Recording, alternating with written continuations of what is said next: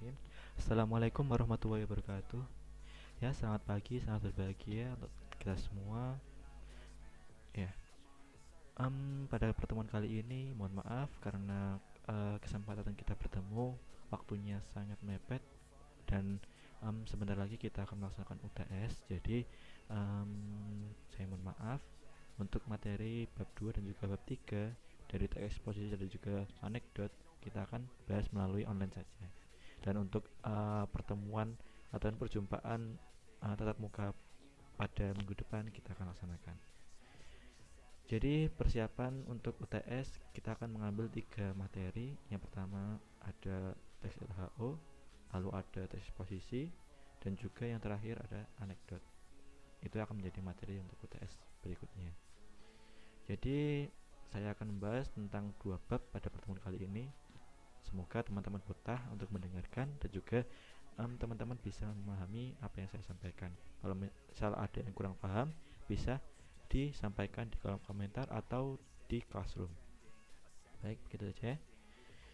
Baik, sebelum kita memulai pada bab 2 ini, saya akan memaparkan materi tentang teks eksposisi. Jadi ada A sampai E poin yang akan kita bahas. Oke, lanjut. Yang pertama, tentang definisi ciri dan juga jenis teks eksposisi. Nah, untuk definisi teks eksposisi sendiri, eksposisi merupakan paparan yang bertujuan memberitahu atau menerangkan sesuatu. Jadi untuk eksposisi ini kan diambil dari kata expose. Nah, expose ini adalah buka atau mendeskripsikan. Istilahnya adalah teks deskripsi. Nah, jadi untuk teks eksposisi ini yaitu mendefinisikan ataupun menerangkan sebuah atau sesuatu informasi yang ada. Seperti itu ya. Kalau teman-teman memiliki definisi ataupun pengertian lain tentang teks eksposisi bisa dicantumkan. Nah, nanti kita akan bahas kembali. Lalu untuk ciri-ciri dari teks eksposisi, seperti teks yang lainnya, teks eksposisi juga memiliki ciri-ciri yang berbeda dengan teks yang lainnya. Yang pertama, ada penjelasan pokok persoalan secara objektif, tidak ada unsur subjektif dan emosional. Jadi bisa diartikan teks eksposisi ini hanya bersifat deskriptif saja ataupun mendeskripsikan saja, mengekspos, menyampaikan tanpa ada yang namanya subjektif ataupun emosional. Jadi di sini tidak ada opini, tidak ada pendapat, berbeda dengan teks debat. Tapi kalau untuk yang teks posisi ini secara objektif semuanya, keseluruhan adalah fakta yang disampaikan. Ketika teman-teman mengerti ataupun mengetahui informasinya A, maka yang disampaikan hanya A, tidak bisa ditambahkan dengan pendapat pribadi. Seperti itu. Lalu yang ke B, gaya penulisan informatif. Jadi untuk gaya penulisannya ini memberikan informasi. Jadi bisa berupa pernyataan-pernyataan, ya bisa dibanyakin pernyataannya karena ini memang gaya penulisannya informatif, memberikan informasi. Lalu yang C, ada penyampaian secara lugas. Karena memang ini eksposisi adalah teks yang mendeskripsikan ataupun mengekspos atau menerangkan sesuatu, maka bahasa yang digunakan untuk teks eksposisi ini adalah bahasa yang lugas, menyesuaikan dengan kondisi pendengar. Lalu yang kedua, tidak memaksakan kehendak penulis dan tidak memihak. Karena ini berkaitan tentang poin A, di mana memang tidak ada unsur subjektif dan juga emosional, maka penulis juga tidak akan bisa memihak ataupun kehendak. Berbeda dengan pendapat ataupun debat, pasti ada pro dan kontra. Kalau eksposisi hanya satu, hanya memberikan informasi itu saja, tanpa memberikan tambahan-tambahan yang bersifat pribadi atau individual. Dan yang terakhir adalah menyajikan fakta. Ini yang paling penting dan mendasari sebuah teks eksposisi, di mana semua informasi itu harus terbukti faktanya. Jadi informasi harus dipilah kembali, apakah informasi ini opini atau fakta. Maka untuk yang digunakan dalam teks eksposisi adalah informasi yang memuat fakta saja. Lalu selanjutnya ada jenis teks eksposisi. Nah, untuk jenis-jenisnya ada banyak. Yang pertama ada eksposisi definisi. Nah, ini diartikan bisa juga rumusan tentang ruang lingkup dan ciri-ciri suatu konsep yang menjadi pokok pembicaraan atau studi. Nah, definisi ini berisi penjelasan tentang makna suatu kata atau frasa. Untuk yang eksposisi definisi. Lalu untuk yang eksposisi identifikasi, yaitu sebuah metode yang berusaha menyebutkan ciri-ciri atau unsur-unsur mengenal suatu objek. Nah, biasanya untuk mengidentifikasi suatu benda atau barang, nah itu bisa menggunakan eksposisi identifikasi. Lalu yang selanjutnya ada eksposisi perbandingan ataupun pertentangan. Nah, untuk yang metode pertentangan ataupun eksposisi pertentangan ini yaitu suatu cara untuk menunjukkan kesamaan dan perbedaan antara dua objek atau lebih mempergunakan dasar-dasar tertentu. Jadi kalau identifikasi hanya satu objek, nah untuk yang ini lebih dari satu objek atau dua, ada perbandingannya. Untuk yang selanjutnya ada eksposisi ilustrasi. Nah, ini adalah suatu metode untuk mengadakan gambaran atau penjelasan yang khusus dan konkret terhadap suatu prinsip yang bersifat umum. Jadi, untuk eksposisi ilustrasi ini bersifat ilustrasi ataupun menggambarkan sebuah objek atau penjelasan yang lebih khusus, lebih bukan lebih umum tapi lebih intens lagi untuk ilustrasi ini. Lalu ada eksposisi klasifikasi, yaitu sebuah metode yang bersifat alamiah untuk menampilkan pengelompokan sesuai dengan pengalaman manusia. Misal pengelompokan barang-barang ini termasuk barang misal kok sampah ya, dieksposisikan untuk klasifikasi sampah organik, anorganik dan lain-lain seperti itu. Lalu yang terakhir ada eksposisi analisis. Nah, untuk eksposisi analisis ini suatu cara membagi-bagi suatu objek ke dalam komponen-komponennya. Jadi untuk eksposisi ini masih di tahap analisis terlebih dahulu, lalu diuraikan kembali untuk komponen-komponen yang terdapat di dalamnya, seperti itu.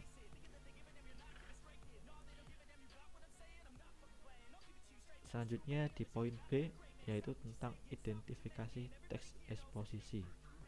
Tadi kita sudah membahas gambaran umum tentang teks eksposisi, baik itu definisi, ciri-ciri, dan juga jenis-jenisnya. Nah, sekarang kita akan membahas tentang identifikasi teks eksposisi. Nah, yang pertama adalah permasalahan, argumentasi, dan juga rekomendasi dalam teks eksposisi. Teks eksposisi terdiri atas pembuka yang berisi pernyataan umum atau tesis. Nah, pembuka ini berisi permasalahan yang akan dibahas. Jadi, kita harus memilih satu pokok permasalahan yang akan kita bahas. Misalkan, kita akan membahas tentang teknologi. Nah, kemajuan teknologi misal. Nah, kira-kira permasalahan apa yang akan kita ambil? Misal permasalahan dari kemajuan teknologi, mungkin sistem komputer dan lain-lain sesuai dengan yang akan kita bahas. Kita berikan permasalahan terlebih dahulu ataupun pokok pembahasan. Baru pada bagian isi berupa argumen atau pendapat dan pengetahuan. Jadi untuk yang isi ini sendiri bisa menggunakan beberapa pendapat dan juga argumen dari yang berpengetahuan. Misal dari orang yang sudah merumuskan ataupun memberikan pendapat, seorang ahli memberikan pendapatnya tentang permasalahan dari kemajuan teknologi. Nah, itu bisa diisikan di dalam bagian isi ini sendiri. Lalu untuk yang bagian penutup, yaitu berisi rekomendasi atau penegasan ulang. Jadi setelah kita memberikan permasalahan, lalu kita memberikan informasi berupa argumen-argumen dari para ahli, kita bisa memberikan penutup yang berisi kesimpulan ataupun rekomendasi ataupun juga penegasan ulang, seperti itu. Lalu selanjutnya ada fakta dan opini dalam teks eksposisi. Nah, karena ini memuat tentang eksposisi, maka kita tidak akan jauh-jauh dengan yang namanya fakta dan juga opini. Fakta adalah suatu keadaan atau peristiwa yang berisi kenyataan dan benar-benar terjadi. Nah, sedangkan opini adalah pendapat yang dikemukakan. Oke, kita garis bawahi pada bagian fakta dan juga opini. Maka dalam teks eksposisi kita bisa memberikan fakta-fakta yang memang sudah dipatenkan. Istilahnya informasi ini sudah dikemukakan oleh para ahli dan juga diketahui oleh banyak orang akan kebenarannya.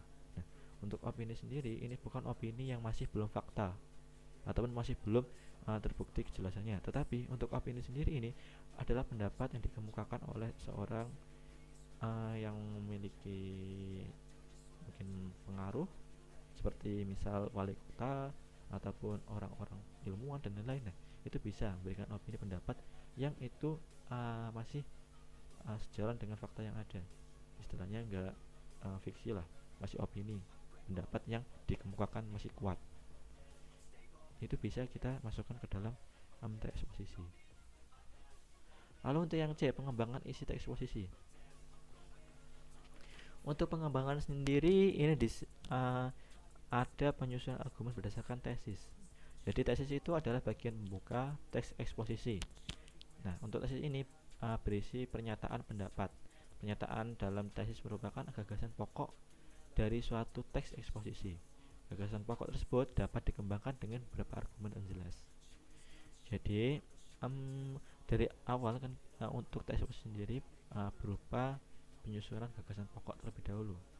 Maka kita susun gagasan pokok untuk kita kembangkan dengan beberapa argumen dari para ahli.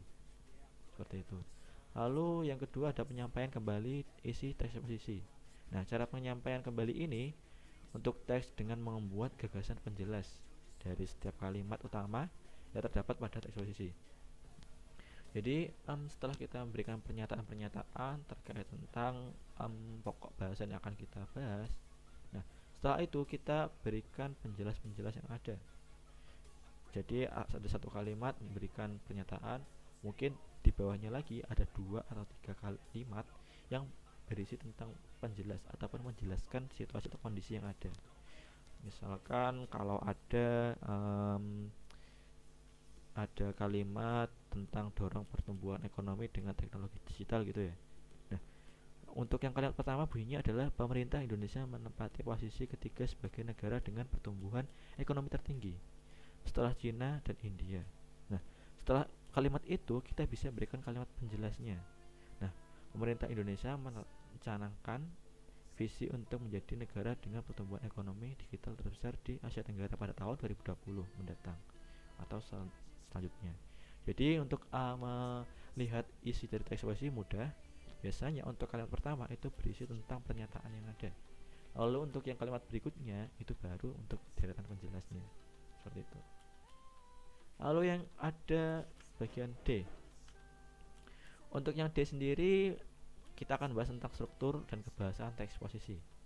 Nah, untuk strukturnya seperti yang tadi kita bahas, struktur teks eksposisi ada 3, yaitu tentang tesis, argumentasi, dan penegasan ulang. Kalau tesis itu kan tadi kita sudah tahu untuk kata atau gabungan kata,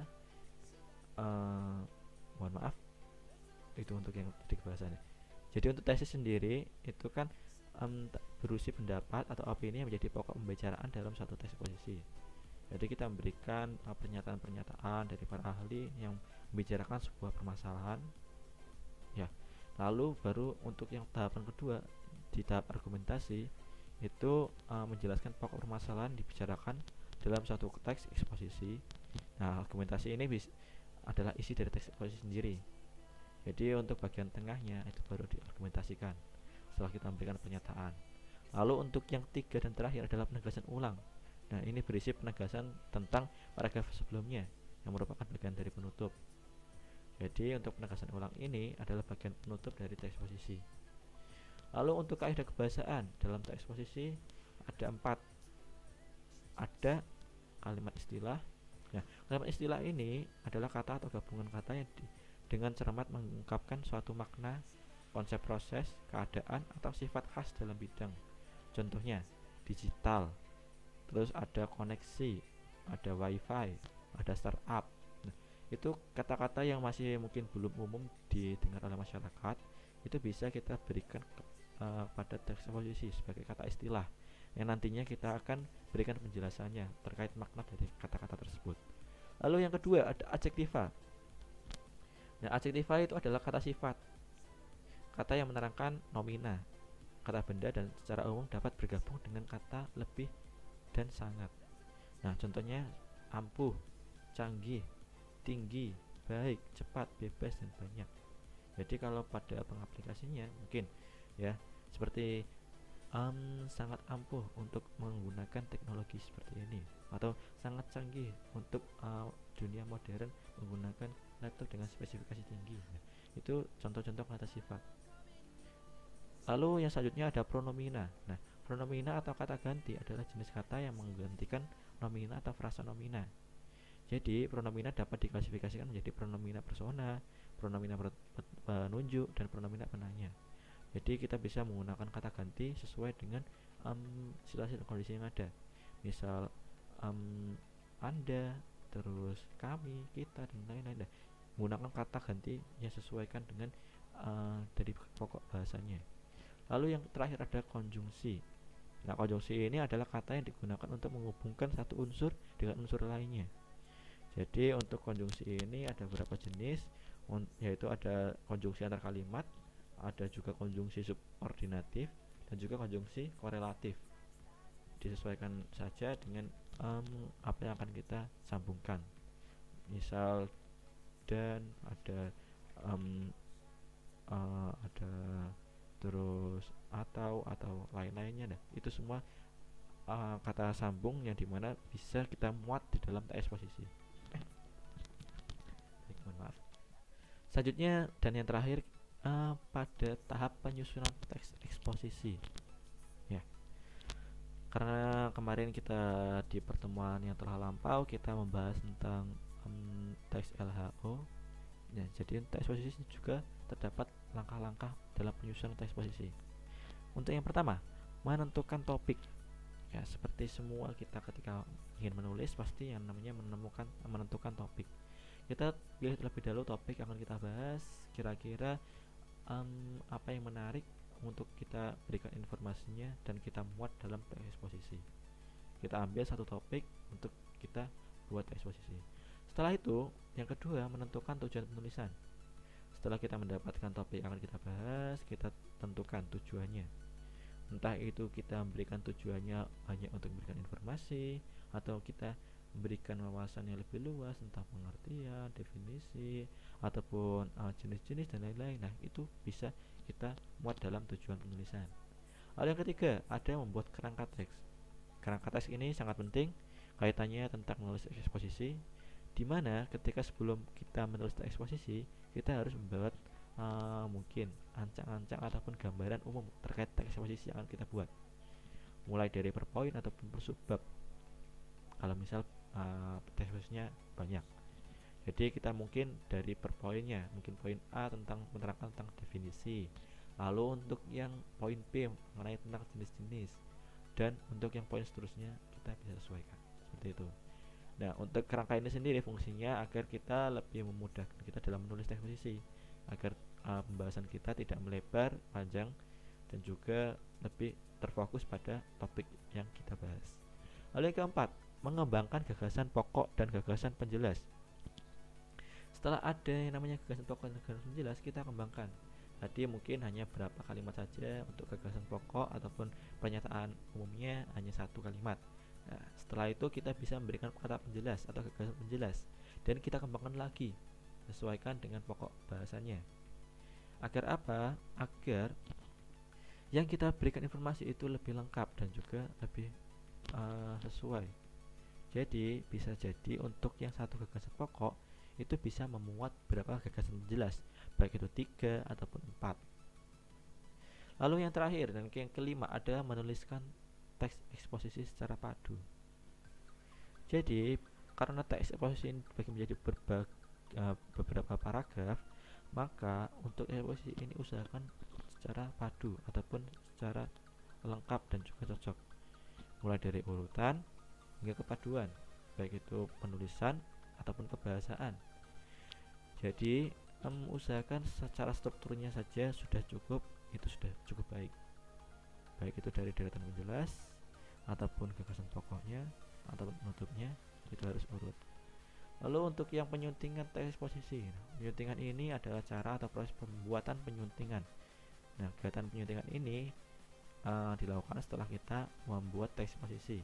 Setelah kita selesai menyusun teks eksposisi, selanjutnya kita bisa baca kembali atau kita simak kembali hingga kita melihat apakah ada kekurangan ataupun apa yang perlu kita tambahkan dalam teks eksposisi yang akan kita bahas. Seperti itu. Kalau misal ada, baru kita sunting kembali, mungkin kita tambahi atau kita kurangi, seperti itu ya. Baik, itu tentang materi teks eksposisi. Kiranya ada yang kurang dipahami bisa ditanyakan sebelum kita nanti melanjutkan untuk materi pada berikutnya. Baik, selanjutnya kita akan bahas tentang anekdot. Nah, teks anekdot masuk ke bab 3. Oke. Untuk anekdot sendiri nanti kita juga akan dibagi menjadi 5 kategori ataupun 5 maaf. Untuk anekdot sendiri nanti kita akan bagi menjadi 5 poin. Nah, kita akan mulai dari yang pertama, tentang pengertian, ciri-ciri, dan jenis teks anekdot. Yang pertama, pengertian anekdot. Anekdot adalah cerita singkat yang menarik karena lucu dan mengesankan, biasanya mengenai orang atau terkenal dan orang penting atau terkenal, dan berdasarkan kejadian yang sebenarnya. Jadi, anekdot itu bisa digambarkan sebuah cerita yang lawakan atau humor, dimana itu berdasarkan orang asli. Misal, teman-teman tahu ada orang terkenal. Nah, kita bisa ambil informasi dari orang tersebut untuk dijadikan sebuah lawakan atau lelucon. Itu sebagai menjadi sebuah teks anekdot. Nah, untuk ciri-ciri anekdot sendiri, yang pertama adalah mengandung humor atau lelucon. Namanya juga anekdot, pasti harus memuat humor atau lelucon. Untuk yang kedua, menggelitik. Bisa itu bersifat sindiran ataupun itu bisa tentang humor atau lelucon. Lalu yang C, ada menyindir. Bisa juga kita berikan sindiran terkait mungkin ada tokoh masyarakat atau mungkin yang perlu kita sindir dengan lelucon. Lalu yang D, ada menceritakan orang penting. Bisa mungkin itu selebritas atau mungkin itu orang yang eksekutif dan lain-lain. Nah, itu bisa kita ambil sebagai sumber. Lalu yang E, ada memiliki tujuan tertentu. Kita membuat teks anekdot pasti memiliki tujuan tertentu, baik itu sebagai sindiran atau hanya humor belaka. Lalu yang F, ada menyerupai dongeng. Kalau untuk yang menyerupai dongeng ini sendiri biasanya untuk teks anekdot yang cukup panjang. Biasanya karena teks anekdot ini biasanya disertai dengan gambar, ada juga yang disertai dengan ilustrasi. Maka untuk yang dongeng ini sendiri biasanya cukup lebih panjang dari yang biasanya. Lalu untuk selanjutnya ada menceritakan karakter hewan dan juga manusia. Nah, karena ini teks anekdot tentang humor atau lelucon, bisa juga kita mengambil orang ataupun objeknya itu berdasarkan dari hewan atau manusia. Jadi bisa menjadi memuat sebuah dongeng. Nah, mohon maaf, saya izin terlebih dahulu.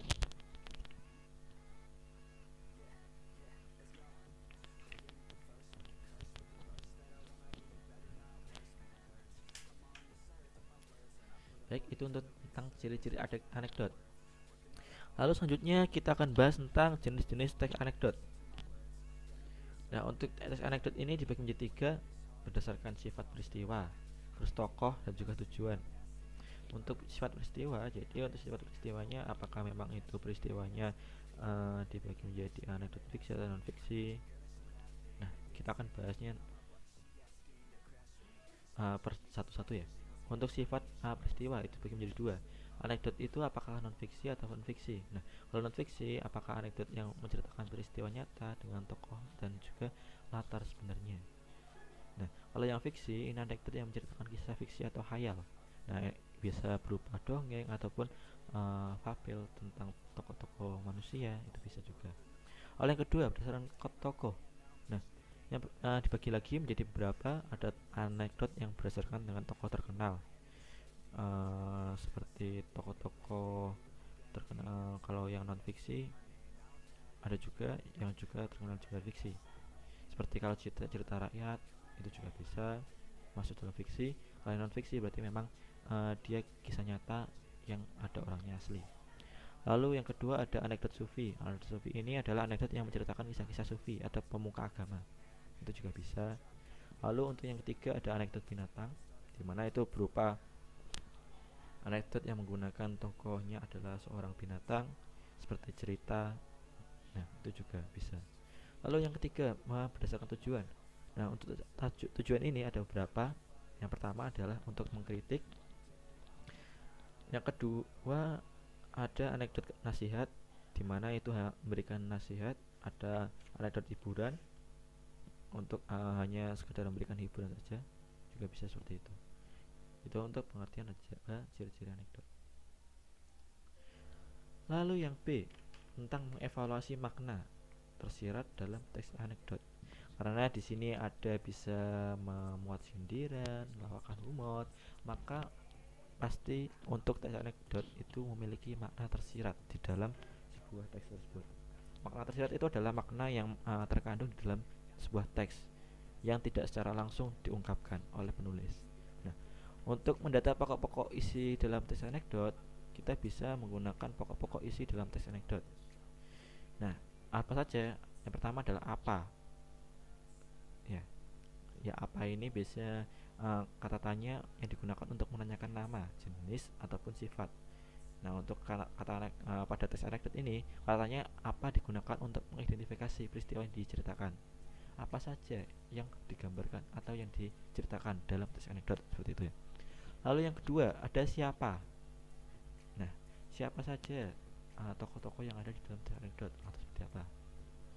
Lalu untuk yang ketiga, kapan. Kapan hal itu terjadi.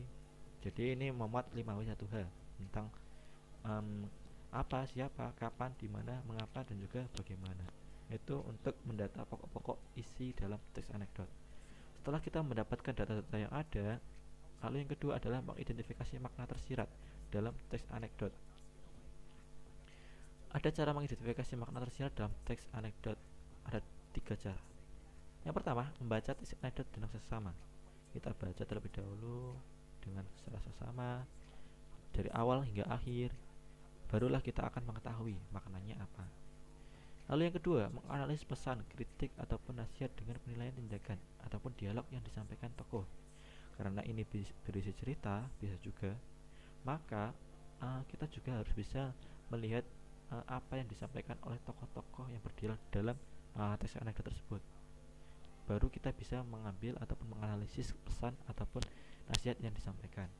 Lalu yang C, menyimpulkan makna tersirat berupa pesan, kritik ataupun nasihat dari cerita. Kita simpulkan dari keseluruhan dari awal sampai akhir. Mungkin kalau itu digambarkan sebagai dialog, maka kita lihat dari awal dialog sampai akhir.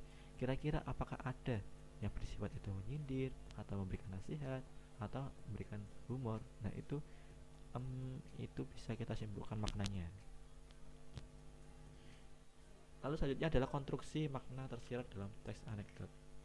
Ada beberapa tahapan untuk konstruksi makna tersirat dalam teks anekdot. Yang pertama, membaca secara keseluruhan teks anekdot. Jadi, ketika kita ingin konstruksi makna ataupun menyimpulkan makna tersirat dalam teks anekdot, yang pertama kita lakukan adalah membaca secara keseluruhan teks anekdot.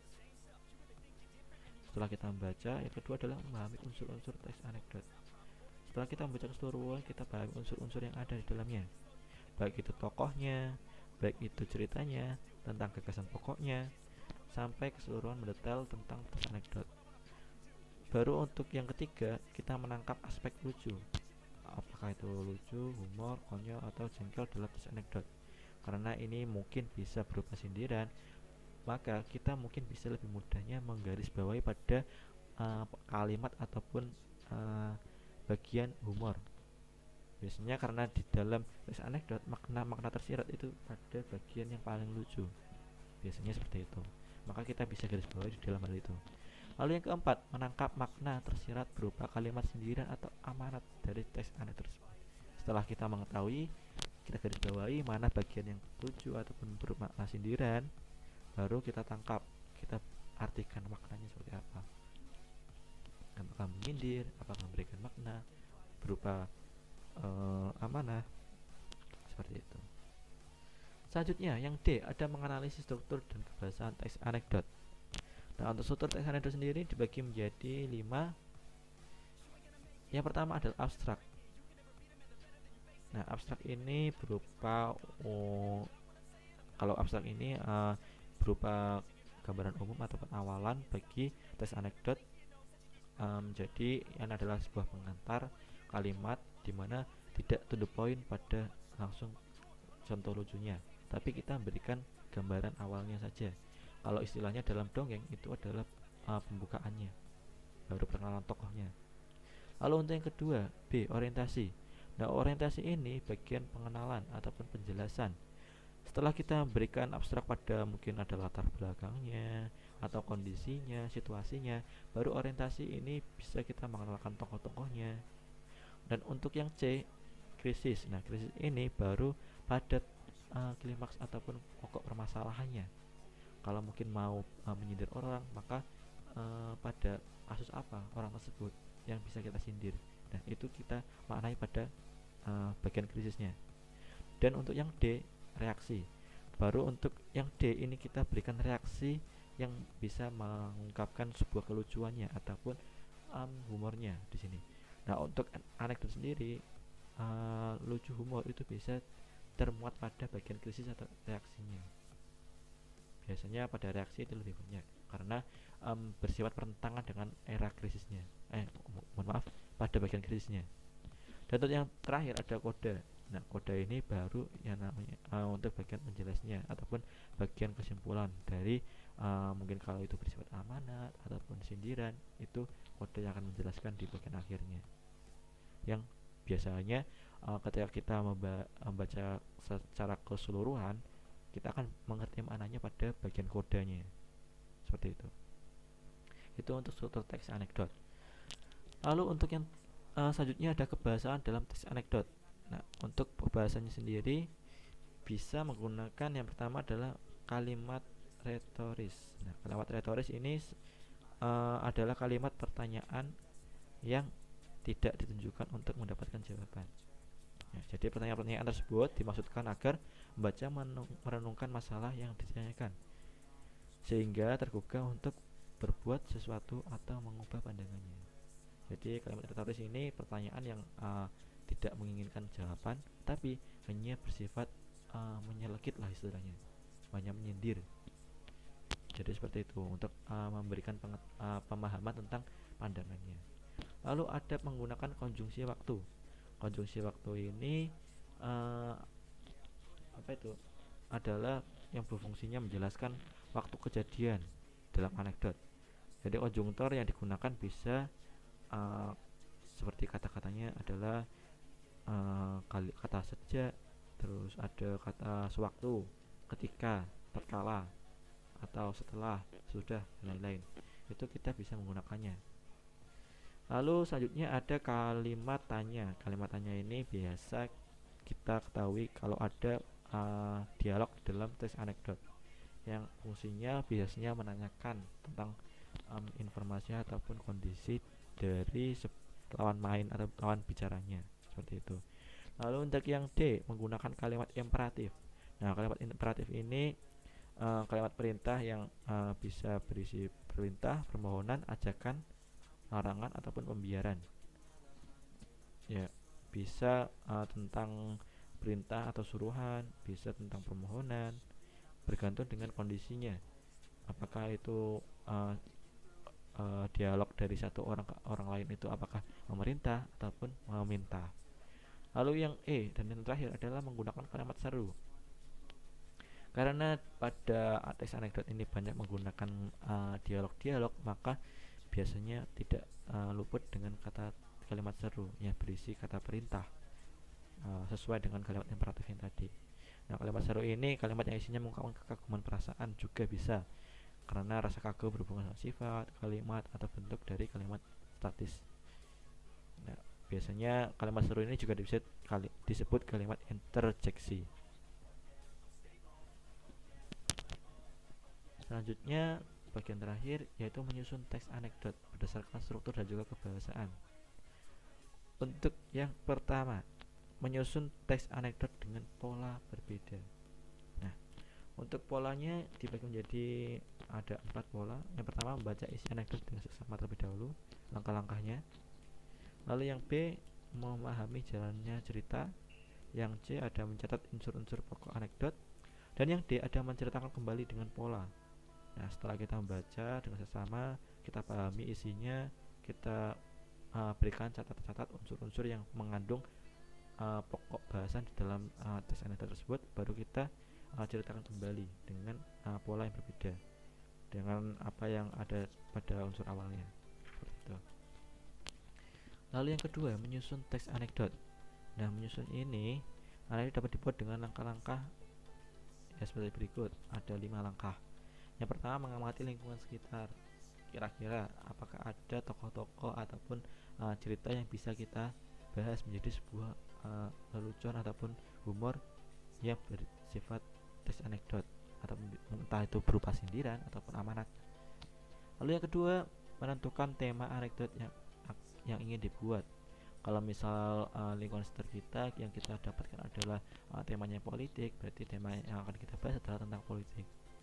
Lalu yang C, menentukan sesuatu yang ingin dikritik. Kita tentukan pokok poin permasalahannya apa yang akan kita bahas. Mungkin kalau misal ada kesalahan seseorang yang akan kita bahas menjadi sebuah humor dalam teks anekdot, kira-kira kesalahan seperti apa, atau mungkin cerita yang seperti apa yang akan kita bahas. Lalu yang D, ada membubuhi unsur humor terhadap masalah atau peristiwa yang ingin dikritik. Ketika kita sudah mendapatkan masalah yang ada, kita selipkan satu atau dua humor yang itu bersifat intrinsik ataupun terselip di dalam sebuah kalimat. Lalu yang terakhir adalah membuat narasi anekdot dari awal sampai akhir dengan memasukkan humor tersebut di dalamnya. Setelah kita masukkan humor, maka kita susun sebuah paragrafnya. Mungkin dari awal, dari perkenalannya, penjelasnya, sampai pada akhir di bagian kesimpulannya, ataupun bagian koda ataupun penjelas dari keseluruhan teks anekdotnya. Seperti itu untuk menyusun teks anekdot. Dan yang terakhir, yang nomor 3, menceritakan anekdot secara lisan. Sebelum menceritakan teks anekdot secara lisan, seseorang memerlukan latihan. Nah, latihan ini bercerita digunakan untuk mempersiapkan mental dan juga penampilan. Entah itu meliputi sikap, olah suara, dan juga olah rasa, gerak, dan mimik lain-lainnya. Maka usahakan ketika kita sudah membuat teks anekdot, kita usahakan kita persiapkan mental dan juga sikap kita. Setelah itu baru kita bisa memberikan ataupun menceritakan apa yang terkandung di dalam teks anekdot tersebut, mulai dari pembahasan awal, perkenalan, hingga sampai penjelasannya. Baik, itu tentang teks anekdot ya. Selamat sudah menyelesaikan 2 materi pada pertemuan kali ini. Saya harap teman-teman dapat memahami penjelasan saya. Kalau memang ada yang perlu dipertanyakan, silakan tanyakan kembali. Saya harap teman-teman dapat memahami. Begitu saja, kurang lebih dari saya. Mohon maaf apabila penjelasan saya kurang memenuhi harapan teman-teman. Itu saja yang bisa saya sampaikan. Wabillahi taufiq wal hidayah. Assalamualaikum warahmatullahi wabarakatuh.